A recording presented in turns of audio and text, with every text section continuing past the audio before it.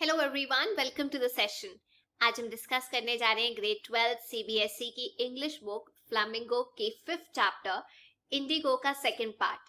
Part 1 में हमने discuss किया था कि किस तरीके से गांधी जी जो हैं वो राजकुमार शुक्ला के इनवाइट पे चंपारण जाते हैं, वहां हेल्प करने की कोशिश करते हैं शेयर क्रॉपर्स को, और फाइनली वो खुद प्रॉब्लम में लैंड हो जाते हैं जब उनको कोर्ट से समन आ जाता है कि आपको कोर्ट में विजिट करना है।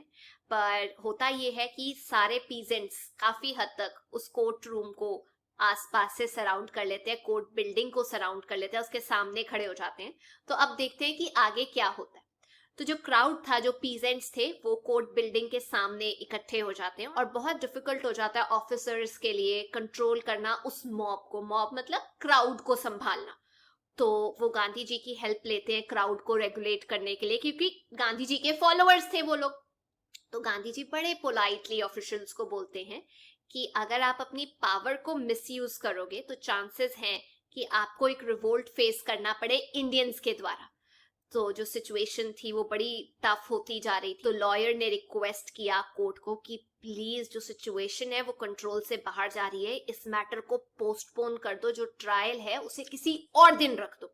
तो ट्रायल वो वाला पीरियड होता है जिसमें अगर किसी ने कुछ गलती की है तो आप उसको सुनवाई करने का एक हक देते हो। तो जो अथॉरिटीज है उन्होंने डिसाइड किया कि हम पहले हाई अप्स में कंसल्ट करेंगे कि क्या हमें ऐसा करना चाहिए, डर जाना चाहिए या नहीं डरना चाहिए। तो गांधी जी ने बोला, ऑब्जेक्ट किया कि इतना डिले क्यों हो रहा है प्रोसीडिंग्स में इस केस की, मतलब ऐसे तो होना नहीं चाहिए।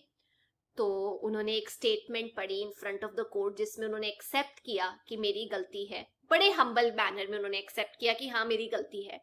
और उन्होंने ये भी बोला कि मैं एक लॉ ब्रेकर नहीं हूं, बट मैं लॉ के अगेंस्ट नहीं जाना चाहता था, लेकिन जो मेरी ड्यूटी है टुवर्ड्स ह्यूमैनिटी उसका ज्यादा इन्फ्लुएंस है मेरे पे, और इसीलिए I was force to act so. मतलब ऐसा नहीं है कि मैं कानून तोड़ता हूं, लेकिन मेरी एक ड्यूटी है इंसानों की तरफ टुवर्ड्स ह्यूमैनिटी जिसने मुझे इन्फ्लुएंस किया और ऐसा करने पे मजबूर किया। तो उन्होंने बोला कि मैं बिल्कुल रिफ्यूज कर रहा हूं, मैं ये टाउन नहीं छोड़ने वाला, क्योंकि मैं यहाँ के शेयर क्रॉपर्स की मदद करने वाला हूं और ये मेरी मॉरल ड्यूटी है यहाँ रह के ऐसा कुछ करना।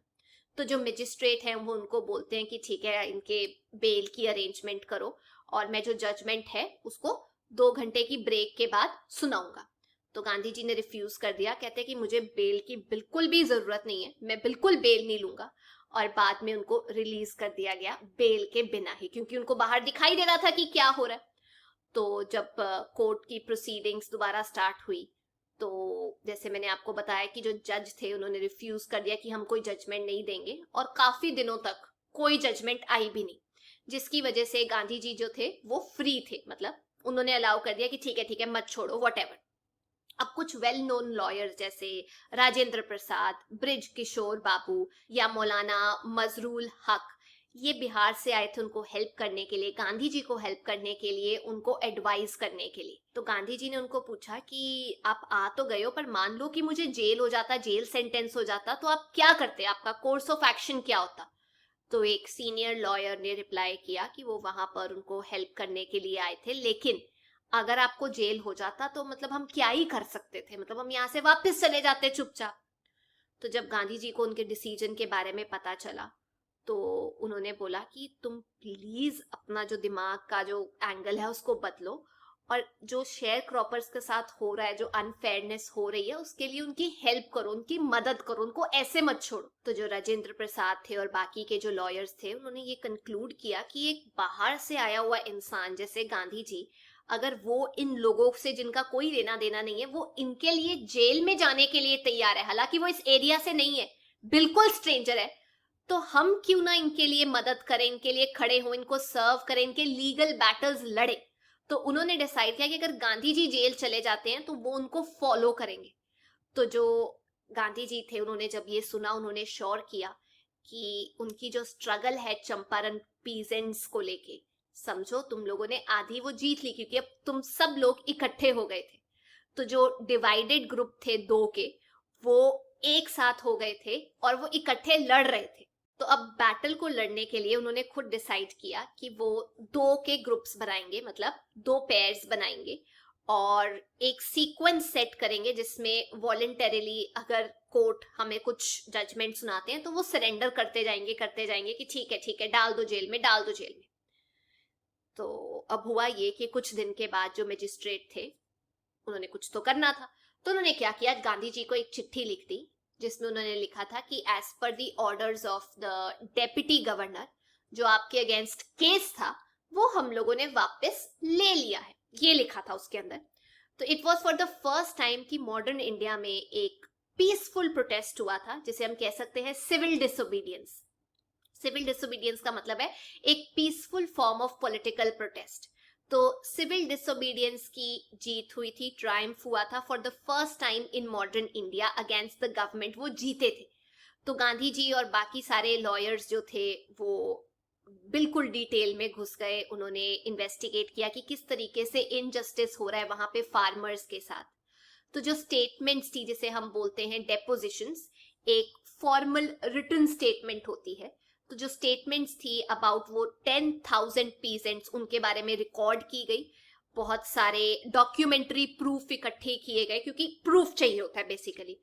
और जो पूरा एरिया है वो एक्टिविटी में गूंज रहा था, मतलब इन्वेस्टिगेटर्स थे, प्रोटेस्टिंग लैंडलॉर्ड्स थे, मतलब दो ग्रुप्स बन चुके थे क्योंकि ये जो केस था ये लैंडलॉर्ड्स के अगेंस्ट था ना, तो बेसिकली वो तो इसको दबाना चाहते थे, लेकिन यहाँ पे सब कुछ डॉक्यूमेंट हो रहा था कि किस तरीके से इन्वेस्टिगेशन होगी, डॉक्यूमेंटेशन तो चाहिए होगी इस टाइम पे। तो जून के अंदर गांधी जी को बेसिकली जो डेप्यूटी गवर्नर थे सर एडवर्ड गेट, उनके सामने जाना था। तो उनको मिलने जाने से पहले, एडवर्ड गेट को मिलने जाने से पहले उन्होंने एक प्लान बनाया अपने सपोर्टर्स के साथ कि अगर मैं वापस नहीं आया तो तुम लोग वायलेंस पे मत उतरना, सिविल डिसोबीडियंस को फॉलो करना। तो गांधी जी को 4 लॉन्ग इंटरव्यूज से निकलना पड़ा, जिसे हम कह सकते हैं प्रोट्रैक्टेड इंटरव्यूज। कहने का मतलब जो लंबी मतलब लॉन्गर देन एक्सपेक्टेड जो इंटरव्यूज होती है, तो आप कह सकते हो प्रोट्रैक्टेड इंटरव्यूज से निकलना पड़ा, जो डेप्यूटी कमिश्नर के साथ हुई, जिसकी वजह से एक कमीशन बनाई गई कि हम ये जो पूरी सिचुएशन है शेयर क्रॉपर्स की उसको अच्छी तरीके से डिटेल में स्टडी करेंगे। तो जो कमीशन थी उसके अंदर बेसिकली लैंडलॉर्ड्स थे जो ये क्राइम कर रहे थे, गवर्नमेंट ऑफिशियल्स थे, गांधी जी सिर्फ अकेले स्पोक्स पर्सन थे जो पीजेंट्स की साइड से इसमें एक मेंबर थे। तो गांधी जी चंपारण में 7 मंथ्स तक रहे, ये याद रखना इंपॉर्टेंट है। और उन्होंने बाद में भी बहुत सारी विजिट्स दी वहां पर, शॉर्ट विजिट। तो जो विजिट थी वो होती तो बेसिकली शॉर्ट पीरियड के लिए थी कि हम थोड़ी देर के लिए यहाँ पर रहेंगे, लेकिन उनको वहां पर रहते रहते साल लग जाता था, मतलब लंबा टाइम लग जाता था इशू को सॉर्ट आउट करने के लिए। तो जो ऑफिशियल इंक्वायरी हुई वो फेवर में नहीं आई प्लांटर्स के, मतलब जो लैंडलॉर्ड्स थे जो पैसे लेते थे, तो इसीलिए उनको अग्री करना पड़ा कि वो पीजेंट्स को पैसे वापस देंगे। पर अब क्वेश्चन ये था कि कितना पैसा वापस देंगे, बिकॉज डेफिनेटली जितना उन्होंने लिया था उतना तो वो वापस वो देंगे नहीं। तो जो मनी लेंडर्स थे उन्होंने ये सोचा था कि गांधी जी ये बोलेंगे कि पूरी पेमेंट वापस करो जितनी आपने ली है पीजेंट से, फोर्सफुली या फ्रॉड वे में। पर गांधी जी ने उनको बोला कि तुम सिर्फ 50% वापस कर दो, और ये डिसीजन जो था ये पक्का था कि 50% वापस करनी पड़ेगी। तो एक मिशनरी थे रेवरेंड एक टाइटल दिया जाता है उन इंसानों को जो चर्च से एसोसिएटेड होते हैं, तो उनका नाम था J.Z. हॉज, जिन्होंने बड़े क्लोजली इस सारे मैटर को देखा था और उन्होंने इसके ऊपर रिपोर्ट किया। तो हुआ ये कि जो प्लांटर्स थे उन्होंने ये बोला कि हम 50% नहीं, हम 25% वापस देंगे, और उनको ये लग रहा था कि गांधी जी इस आइडिया को बिल्कुल रिजेक्ट कर देंगे। पर गांधी जी ने इसे इमीडिएटली एक्सेप्ट कर लिया। गांधी जी ने बोला कि जो तुम पैसे दे रहे हो, अमाउंट रीपे कर रहे हो, वो इंपॉर्टेंट नहीं है, इंपॉर्टेंट ये है कि तुम पीजेंट्स के आगे झुक गए हो और वो तुम्हारे ऑनर के रास्ते में आया। You had to give away your honour, basically अपनी जो शान थी वो सब तुम्हें साइड रख के ये मानना पड़ा कि तुमने गलती की है। तो ये जो प्लांटर्स थे इनको पहले ये लग रहा था कि हम लॉ के ऊपर हैं, they are above the law. अब उनको लॉ मानना पड़ा, they had to abide by it, जिसकी वजह से पीजेंट्स को रियलाइज हुआ उनके राइट्स के बारे में, वो इनकरेज हुए कि किस तरीके से अगर कुछ इनजस्टिस हो रहा है हम उसके अगेंस्ट खड़े हो सकते हैं। तो जो इवेंट्स थे उन्होंने ये प्रूव कर दिया कि गांधी जी की पोजीशन क्या है।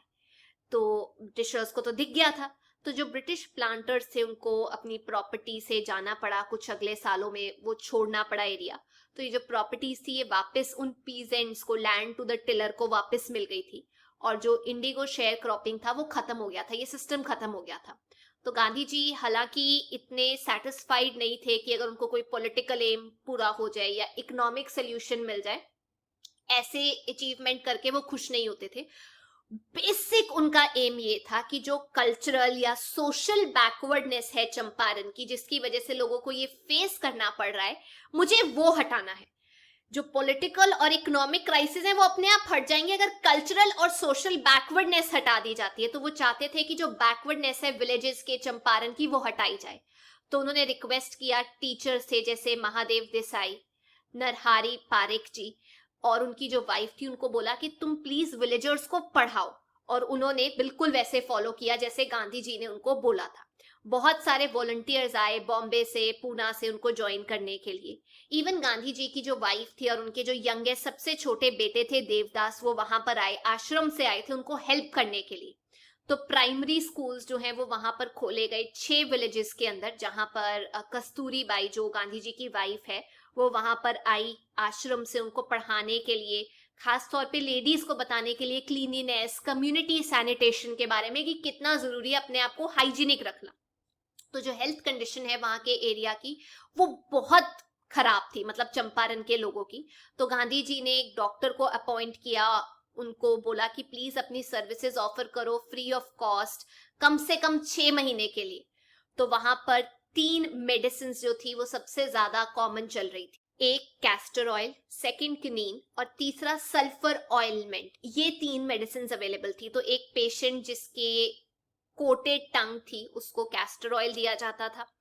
मलेरिया के पेशेंट को बहुत सारी डोज दी जाती थी क्विनीन की, और जो पेशेंट जिसको स्किन का डिसऑर्डर था, स्किन की कोई प्रॉब्लम थी, उनको ऑइंटमेंट दी जाती थी या फिर कैस्टर ऑयल दिया जाता था। जो विमेन थी उनको बोला जाता था कि आप गंदे कपड़े मत पहनो। तो जो गांधी जी थे उन्होंने ट्राई किया, कोशिश की ये जानने की कि जो उनकी वाइफ है उनके द्वारा पूछा जाए लोगों को कि आप ये गंदी साड़ियां क्यों पहनते हो। तो जवाब में ये आया कि look, there is no box और cupboard here for clothes, the sari I am wearing is the only one I have. कहने का मतलब जो साड़ी मैंने पहनी हुई है वो ही एक साड़ी है जो मेरे पास है, इसके अलावा और कोई है ही नहीं। तो जब गांधी जी चंपारण में थे वो अपने आश्रम को भी देख रहे थे, मतलब लॉन्ग डिस्टेंस से आप कह सकते हैं सर्विलेंस रख रहे थे, लेटर्स लिखते थे, ऑर्डर्स देते थे कि फाइनेंशियल मैटर्स कैसे चल रहे हैं। उन्होंने ये भी लेटर लिखा, जो लोकल्स थे आश्रम के वहां पर ये लेटर लिखा कि अब ये टाइम आ गया कि आप नई लैट्रिन्स जो है उनको डिग करो, क्योंकि जो पुरानी वाली हैं वो खराब हो चुकी है, उनसे स्मेल आ रही है। तो हाइजीनिक रहने के लिए बहुत जरूरी है, ये सब मेंटेन कर रहे थे वो दूर चंपारण बैठे हुए। तो जो चंपारण इंसिडेंट है उसने गांधी जी की लाइफ कंप्लीटली बदल दी थी। वो ये बोलते थे कि उन्होंने एक बहुत कॉमन सी चीज की है, एक रेगुलर चीज की है। उन्होंने ब्रिटिशर्स के पास अपना पॉइंट रखा है और ब्रिटिशर्स उनको नहीं बता सकते कि वो खुद की कंट्री में क्या कर सकते हैं, क्या नहीं कर सकते। तो जो चंपारण का सत्याग्रह था, it was not an act of opposition, मतलब आप ये कह सकते हैं डिफाइंस का एक्ट नहीं था, एक अटेम्प्ट था जिसमें गरीबों को हेल्प की जाए, जो टॉर्चर्ड पीजेंट्स हैं उनको हेल्प की जाए। ये गांधी जी का तरीका था इश्यूज को सॉल्व करने का। उनकी जो पॉलिटिक्स थी वो सबको एक धागे में पिरोती थी, सबकी प्रॉब्लम सुन के जो मिलियंस ऑफ लोग हैं उनको एक धागे में पिरोते थे। वो इसमें नहीं बिलीव करते थे कि कोई एब्स्ट्रैक्ट आइडिया है, थ्योरी है, उसको फॉलो किया जाए। वो ये मानते थे कि लोगों के कंसर्न सुने जाए। उनका बेसिक मुद्दा ये था कि ह्यूमैनिटी को सर्व किया जाए और इंडिया को फ्री किया जाए, जो कि अपने राइट्स के लिए लोग हैं वो खड़े हों। तो जो चार्ल्स फ्रेडर एंड्रयूज हैं, जो कि एक पेस मेकर थे, पेस मेकर मतलब जो नेगोशिएट करते हैं, पैसिफिस्ट थे, वो गांधी जी को विजिट करके जाते हैं इससे पहले कि वो टूर पे जाएं अपनी रिलीजियस ड्यूटीज को पूरा करने के लिए। उनको फीजी आइलैंड भेजा जाता था। तो जो गांधी जी के लॉयर फ्रेंड्स थे वो चाहते थे कि जो एंड्रयूज हैं वो आश्रम में रुके और गांधी जी की हेल्प करें, पर गांधी जी ने रिफ्यूज कर दिया। उन्होंने बोला कि ये जो इंसान है मेरे से इंप्रेस हुआ है, पर वो नहीं चाहते थे कि कोई ब्रिटिशर उनकी साइड पे हो और वो उसको वेपनाइज करे, है ना, क्योंकि वो ये नहीं दिखाना चाहते थे कि उनकी अपनी एबिलिटीज जो है वो कम है, कोई लैक है ट्रस्ट का, कि उनको अपने आप पे शक है। आप अनइक्वल होके फाइट नहीं कर सकते, तो इंग्लिशमैन को अपनी साइड पे रख लो, अपनी वीकनेस दिखाओ लोगों को, ऐसे नहीं होना चाहिए, ऐसे लड़ाई नहीं लड़ी जाती। तो वो कहते थे कि मैं अपनी बैटल जो है अपने भरोसे लड़ूंगा, मेरे को किसी प्रॉप या किसी सपोर्ट की जरूरत नहीं है, जो इस केस में एंड्रयूज थे, बिकॉज वो एक इंग्लिशमैन थे, कि उसको मैं अपनी साइड पे रख के ये लड़ाई लड़ूं, ऐसा नहीं होने वाला। तो उन्होंने बोला कि हमें आपकी हेल्प की जरूरत नहीं है क्योंकि आप एक इंग्लिशमैन हो। तो राजेंद्र प्रसाद ने बाद में स्टेट किया कि गांधी जी ने पहले ही पढ़ लिया था हम लोगों को, और उनका जो आंसर था वो एक लेसन आया हमारे लिए कि किस तरीके से हमें सेल्फ सफिशिएंट होना चाहिए, मतलब अपने पे भरोसा रखना चाहिए। अगर आप सेल्फ सफिशिएंट होगे तभी तो आप किसी के लिए हेल्प कर पाओगे। सेल्फ सफिशिएंट होना, सेल्फ डिपेंडेंट होना, फ्री होना, हेल्पिंग द पीजेंट, ये सारे एक्ट्स थे गांधी जी के जो इंटरकनेक्टेड थे और जिनसे हमें सीखने को बहुत कुछ मिलता है। तो ये थी आज की क्लास। आई होप आप लोगों को ये चैप्टर समझ आ गया होगा। अगर आपको वीडियो अच्छी लगी तो please make sure you like, share and subscribe. I see you soon. Till then take care. Bye bye.